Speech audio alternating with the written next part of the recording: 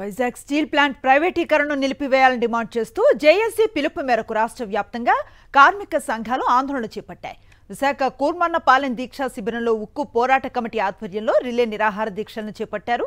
కేంద్ర రాష్ట్ర ప్రభుత్వాలు వెంటనే స్పందించి ప్రైవేటీకరణను నిలిపివేయాలని కోరారు. కార్మికులకు న్యాయం చేయాలంటూ నినాదాలు చేశారు. సమస్యల పరిష్కారానికి సీఎం చంద్రబాబు చొరవ చూపాలని విజ్ఞప్తి చేశారు. కార్మికుల ఆందోళనకు సంబంధించిన మరింత సమాచారం విశాఖ నుంచి మా ప్రతినిధి అనిల్ అందిస్తారు. విశాఖ ఉక్కు పరిశ్రమను ప్రైవేటీకరించకూడదని కార్మిక సంఘాల నేతలు పెద్ద ఎత్తున ఉద్యమం చేస్తున్నారు. వరుసగా కాంట్రాక్ట్ కార్మికుల తొలగింపు అంశాన్ని కూడా చాలా తీవ్రంగా పరిగణించి పెద్ద ఎత్తున రాష్ట్ర వ్యాప్తంగా ఉద్యమానికి జేఏసీ పిలిపించింది. అందులో భాగంగానే ఈరోజు అన్ని జిల్లా కేంద్రాల్లో కూడా ఉక్కు పరిరక్షణ పోరాట కమిటీ ఆధ్వర్యంలో పోరాటం జరుగుతోంది. కార్మిక సంఘం నేతలు ఉన్నారు, మాట్లాడదాం.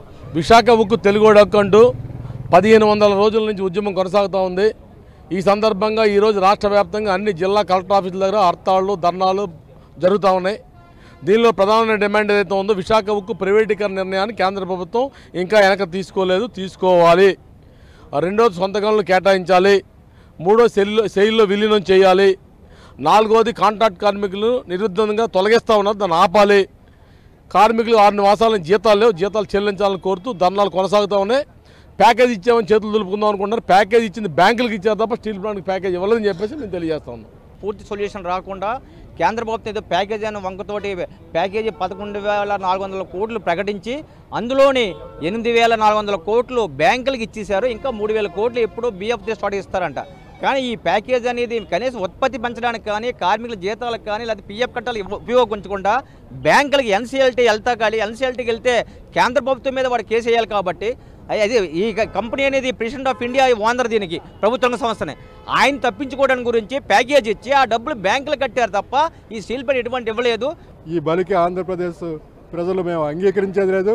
ఈ రాష్ట్రంలో 22 జిల్లాల్లో కూడా ఇవాళ విశాఖపట్నం స్టీల్ ప్లాంట్ ప్రభుత్వ రంగంలో కొనసాగించాలి. నిర్వాసితులు అందరికీ కూడా ఉపాధి ఇవ్వాలి.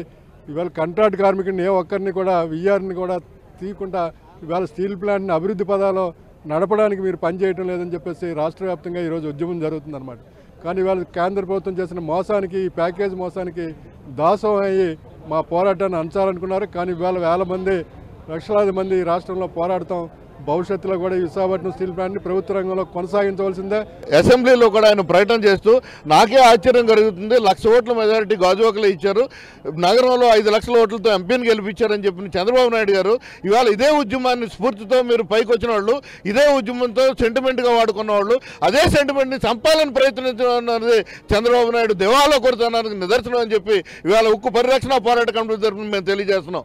ఎందుకంటే పోలీసులతో మీరు గతంలో అనేక సార్లు చూపించి మీరు పతనావస్థకు చేరారు. ఇవాళ అదే విశాఖపట్నం స్టీల్ ప్లాంట్ అనేది సెంటిమెంట్, ఈ సెంటిమెంట్ను కూడా వ్యంగ్యాస్త్రాలు వేశారు మీరు. విశాఖపట్నం స్టీల్ ప్లాంట్ మహోన్నతమైన కంపెనీ, త్యాగాలు, పోరాటాలు, బలిదానాలతో వచ్చింది. ఇప్పటికైనా సరే చరిత్ర తెలుసుకుని విశాఖపట్నం స్టీల్ ప్లాంట్ కార్మికుల జోలికి వస్తే కబడ్దారని చెప్పి మేము తెలియజేస్తున్నాం. మరింత ఉధృతం చేస్తాము. పోలీసులు పెట్టి అణిచివేయాలని చూస్తే ఊరుకునేది లేదని పోరాట కమిటీ నేతలు స్పష్టం చేస్తున్నారు. వీడియో జర్నలిస్ట్ శంకర్తో కలిసి అనిల్, సాక్షి టీవీ, కూర్మన్నపాలెం నుంచి.